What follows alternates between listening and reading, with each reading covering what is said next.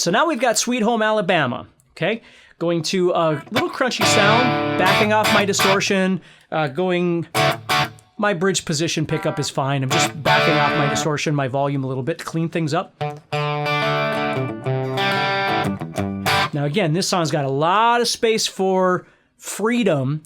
You know, when I used to play it, I used to go and really make those staccato, those bass notes. So you got D, D, C, C, and then G. Which I think I still do sometimes, but sometimes I like to do it with the bounce of... See those... See the difference? So there I'm going 3-0-3 and...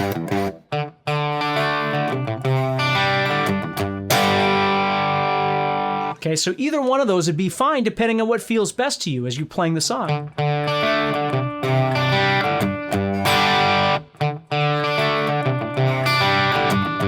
Or a combination of those. Again, after you play the song about 800 times, you kind of just start looking for different little things that you could do that would be kind of fun. The other thing I do want you to be aware of that's kind of cool about this, though, is when you make this D chord, you're playing a D power chord, essentially, because you're not playing the first string anyway. So you have... And then you're heading up there. So after we do this... We play the fourth string, excuse me, and then 2, 3, 4. And then I'm going to move to that C, and I'm going to do those same notes. I'm going to do 2, 3, and 4, those same strings. But I want you to notice how this finger is gone. So I'm playing 3rd fret, 0 fret, and 0 fret.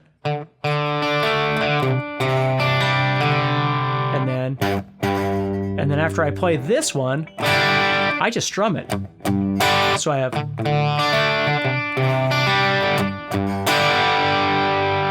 Okay, now if you look up the tab, you might see 50 different ones that show you to pick this string and this string. And again, I think that's all fine, but you got to find a way to be able to execute it so when you're playing for someone...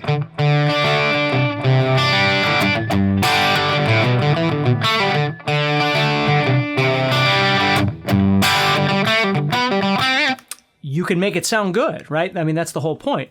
So my little turnarounds here, I have this one, which is going 0, 2, 0, 2, 0, back to the 2, and then a pull off from 2 to 0 on the 3rd string. Now, there's lots of ways you can do this too.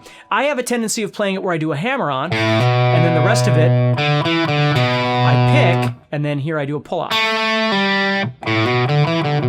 So I'm starting with a hammer on, I'm ending with a pull-off. But I know I've played it before where I've gone and done a hammer-on pull-off there. And I think, again, it's fine. And then the last little turnaround, you've got this. Okay, so you're doing a pull-off, picking a 0. So there's a pull-off and then a 0. And then you got this cool little bend.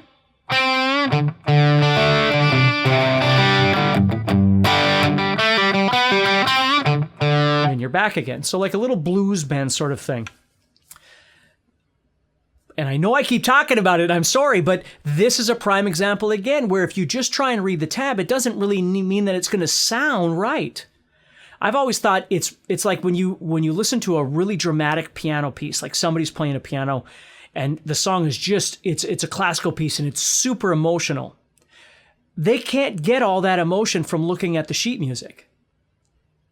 The sheet music can only tell them expressively or dynamically or sadly or whatever, and then there's a bunch of notes written. The musician has got to be able to interpret that and try and make it move. Try and make it feel. Try and make it groove. That's what you got to learn about these. You probably need to groove less on Crazy Train than you do on Sweet Home Alabama.